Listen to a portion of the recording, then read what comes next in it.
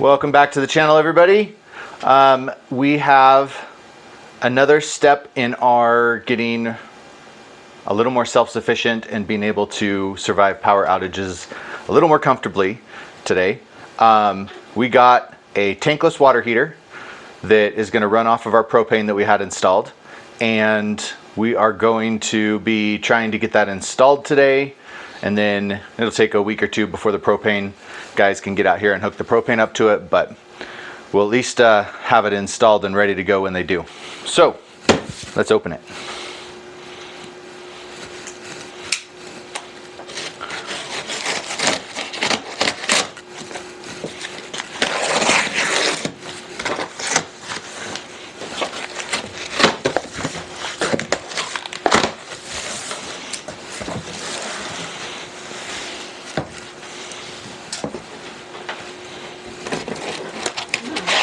Well packed.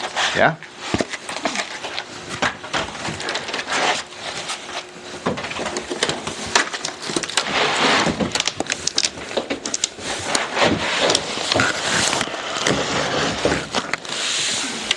Who's helping us today? Jared. I have my friend Jared over to help us with this, holding it up and getting it installed, and his knowledge of plumbing. So that is what we got. A Rinnai tankless hot water heater. I think if I remember correctly, it was like 7 something gallons per minute. Yeah, I think we got with the middle of the road one. We didn't get the 9-gallon one. We didn't get the 5-gallon one. I think we determined they have a calculator, right? Do we have that? They have the calculator to figure out how big you need for your usage. So if it's like one shower or something like that, or 2 showers, or 2 showers and a dishwasher and a washing machine, and then it calculates how much gallons per minute you need. And we're pretty conservative on our water use anyway, so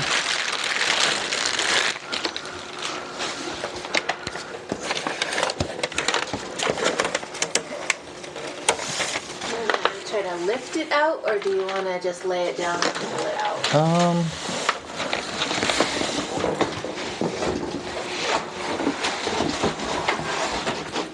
Wow, that's actually pretty big. yeah.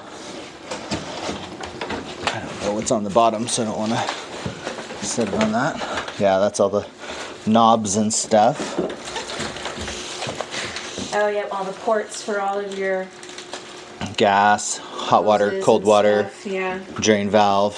Okay. Cool. Yeah. Let's go into the house and we'll see where we're going to put this. Guys, welcome back. So I'm so excited. The laminate countertop came in a week earlier than it was supposed to. So this weekend we're pivoting a little bit with our projects and we're gonna get this countertop done. Interestingly enough, most of the stuff in this house was not done well. So whenever we've had to take something apart or do something, it's actually come apart pretty easily. For whatever reason, the countertop, they did it right. And so it is considerably more difficult to get the old countertop off than we thought it was going to be, but we have a trick. So let me just show you what I'm talking about here. So before we can put the new countertop on, I need to fix this. So we were not able to get the island extension piece that we put on exactly the same level. So what I'm gonna have to do is I'm gonna have to sand this down a little bit and then also take some putty, some wood putty, and fill in this gap and try to create a smooth, seamless transition from the old countertop to the new countertop. So the new laminate, when it goes over, doesn't show a line right here, because if I don't, it will. All right, so here is, not using the heat gun, how I'm actually pushing really hard, and my scraper here doesn't even want to hardly get in there. And with the heat gun,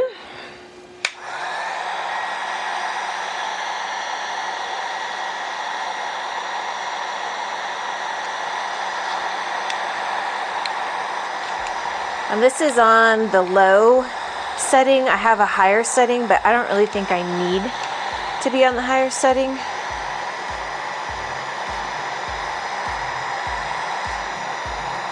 Kind of heat it up, and then you can see with the knife, I think, unfortunately, I'm gonna have to chip it away. It's not gonna come off in a piece, in a large piece. I think I'm gonna have to chip it off little bit by little bit.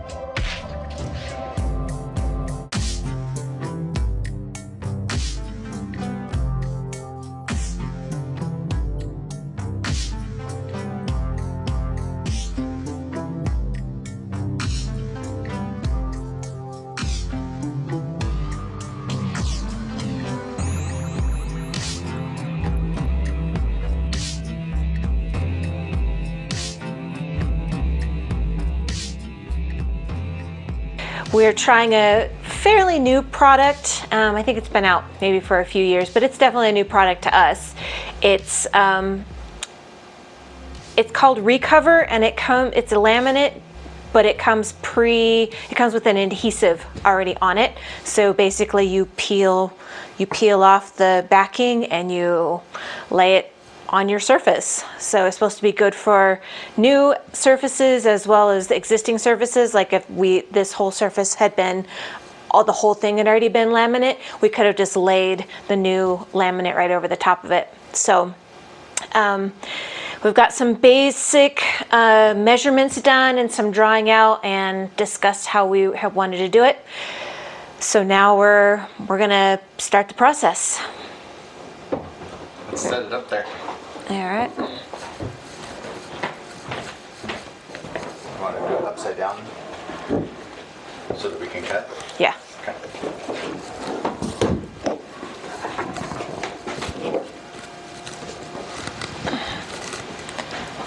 Well, it's backwards, but Doesn't matter.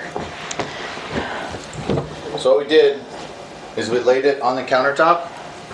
I adjusted it so that it was straight, and then we went around the countertop and drew a line. So this is the exact size of our countertop, but we need it to be at least a 1/4 inch bigger than the countertop. But we have this line, now we'll just cut a 1/4 inch outside of it and cut all of the outsides off. Before we put the top piece on though, we need to cut out our edge pieces, put them on, and then we'll put the top over it, over the edge pieces, so the top comes out over the edges. Yep. And we already determined that our kitchen scissors will work, so we should be able to just cut it out fairly easily. All right, well, since we haven't done this before, we decided the best way to go about it would be to do a test run.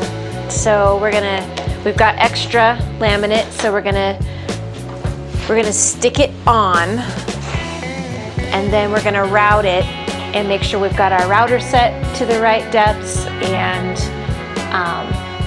that we've got the technique down well. I hope we don't mess it up. Certainly goes on easy. Yeah, how does it feel as far as like stickiness?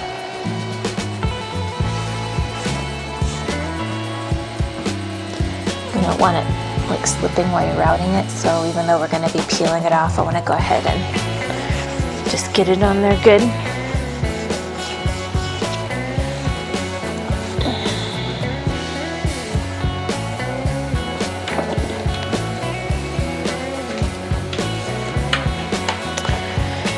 All right.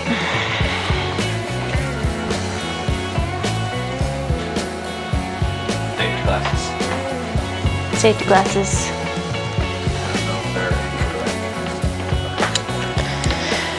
I think on the instructional videos, I saw them and they weren't starting at the end. They were going in the middle and then going over and then finishing it off that way. Okay. I don't know if you start at the very edge at the end, maybe it chips or something. That makes sense.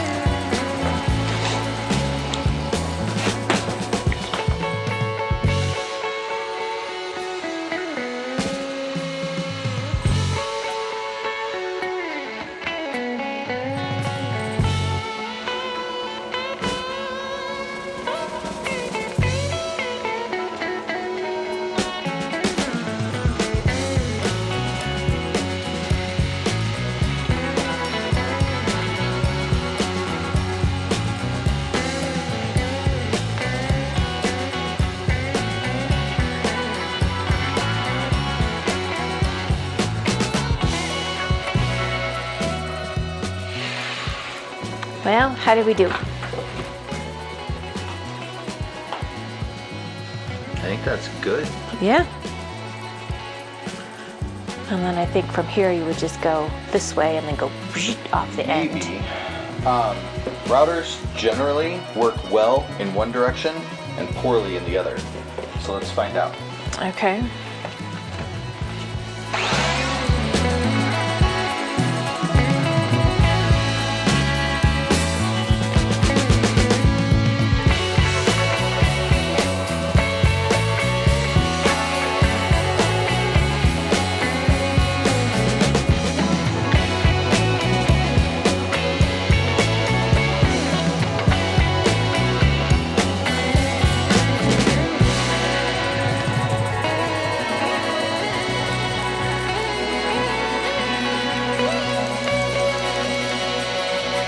So now they did say in the instructions to lightly score the adhesive side, which we did not do, which would probably, but we're going to be taking a fine sandpaper and.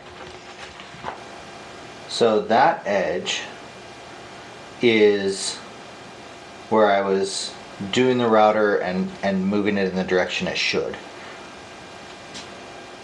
That edge, where it's a lot rougher, is where I was going backwards, because routers have a direction of travel. And then that is also all in the wrong direction. So I think it's going to be important that we go in the right direction. So it looks like that'll work. It's not damaging the wood. What's that mark? That mark is the roller. Okay. It looks like. All right, but it didn't cut. It didn't cut any of the stuff. Okay. So we'll peel that off and then put our regular piece on and then just make sure to go in the right direction. All right. Feel better? Little. Okay, mock-up is always good. Yep. Never hurts. Never hurts. Much better to waste, 6 inches of it than ruin a whole edge and have to try to, because we're going to match up the edges. And so I'm hoping to make that happen. Okay. Okay, here we go.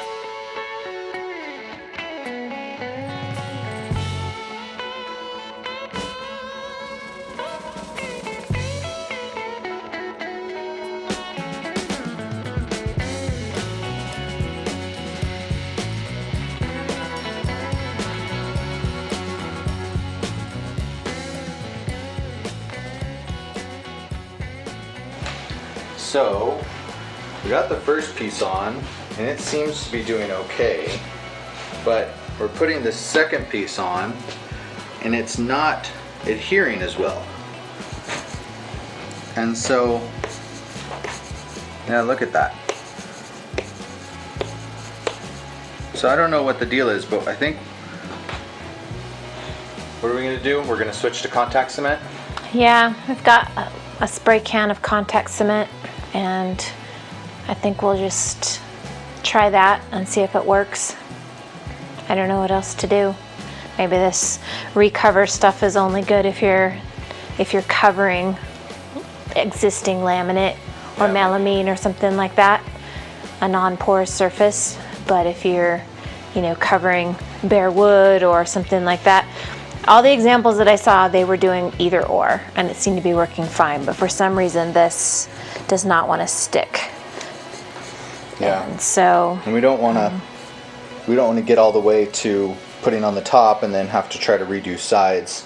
So we're going to switch to the contact cement now and see how that works. Yep. Okay, we got the contact cement on. It's dry to the touch. This end goes here and lines up with that, and then we'll slowly put the rest down. Doesn't it go, did you go past it or right up to it? Right up to it. Okay, can you just hold that with just a finger? I want to make sure we get this.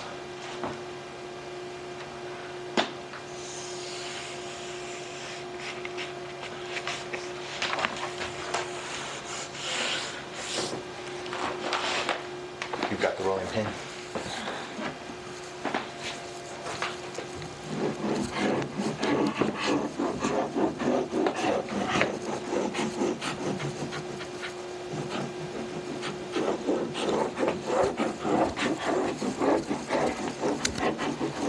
Well, that seems to be sticking now.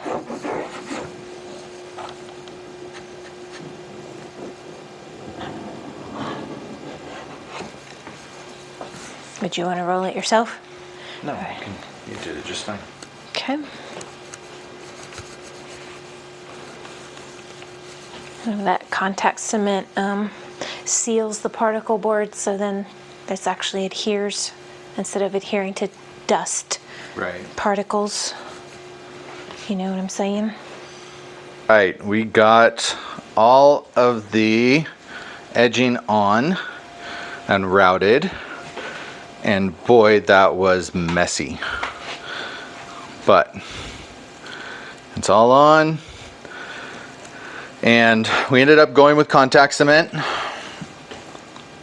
The adhesive was not sticking to the particle board well enough, and so we went with contact cement, and it seems to be holding pretty well. I don't know the corners. I don't know if I'd do those again, but maybe we just need to get better at it. So we're gonna. There's a trick to it. Yeah, I'm sure there's a trick to it. We're gonna go ahead and put this on upside down, peel the sticker off the back, put contact cement on the back of it, move it, clean this off again, and then put contact cement at least around the edges and then anywhere else that it will go before the can runs out, and let it dry and stick it on. Are you excited for it to be over? Mm-hmm.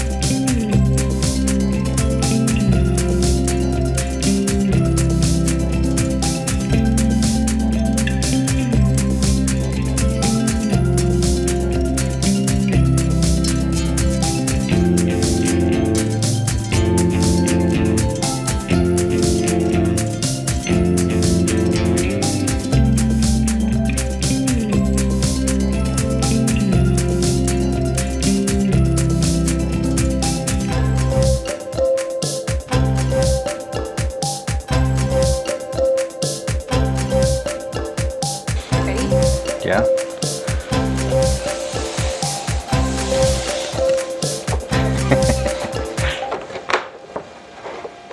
Okay.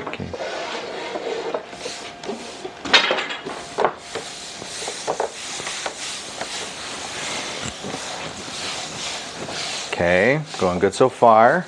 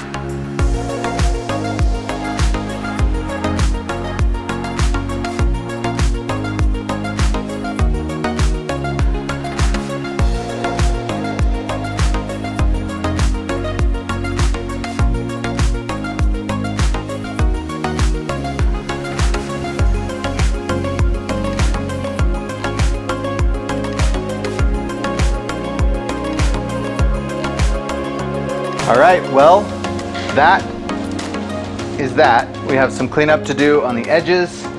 Overall, it looks okay from about 5 feet away. But when you get close, well, let me show you guys.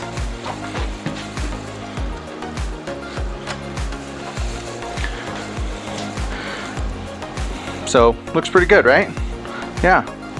Until you get to, like right here, and you see that big old chip that came out when I was routing. And when you look at the bottom and see all of the chips on the bottom of the board, they came out when I was routing. And over here on the end, we have a chip there, and we have just general uncleanliness, the chips that came out there. And then the router bit chewed off some of the finish on the prior piece that was installed, and it's not supposed to do that. So some of that may have been my router bit, but that was a brand new router bit. Okay, so here's what I propose. We live with this for 2 to 3 weeks while I build us a new complete countertop out of wood. And then we tear it all out, and put a nice wood countertop in, one that has boards that are joined so they're nice and flush, basically like butcher block but with normal 1x6 plank. Because this didn't turn out anywhere near as good as we were hoping. No. And it part of really that didn't. is the router, or at least router bit, but also part of that is the product. It didn't stick. It didn't stick to what it said it was supposed to stick to. And this might be a good product. It might be a great product if you have an already laminated countertop, like around a sink or next to a stove or something like that, that's already got laminate on, and you just want to throw it down on top. But the edges are a pain in the butt. And the top, well, you guys saw we had to use contact cement instead of the adhesive because it wouldn't stick. So all in all, fairly disappointed in the product. Some of that might be us just being inexperienced, but this is touted as a DIY product. So it's supposed to be easy for people like us to use. And yeah, so we'll use it and we'll get good measurements, and I'll just build us a new countertop. One that's actually out of wood instead of laminate. And then, yeah, it might have some disadvantages as far as laminate. You know, if you spill water on it or whatever, we'll have to seal it, or oil, or, you know, shellac or whatever. But at least it'll look nice, and we won't constantly be noticing all of the defects that came about by putting this stuff on. It's been a good learning experience. It has. Yes, we have learned that laminate sucks. Yes, laminate sucks. Eventually we'd like to go all granite, but that's a little out of the price range right now.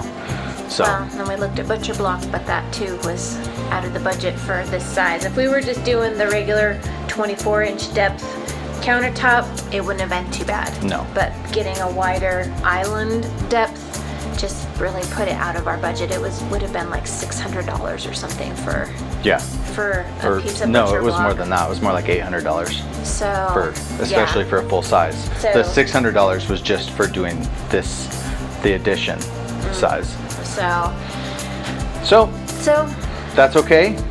Good learning experience. We know what not to do next time, and we know what we don't want.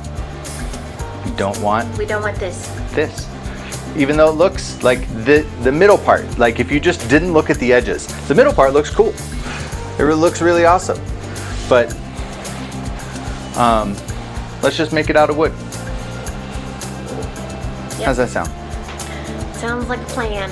Okay. Okay. Well, that's going to wrap up this project for now. And Thanks for joining us. Thanks for watching. I hope it gave you some good information about what you do or don't want to do in the future. But like I said, it may not be a bad product in certain situations, but this situation just wasn't the right product for us. So, yep. thanks for watching, everybody. Have a great day. We'll talk to you later. Bye.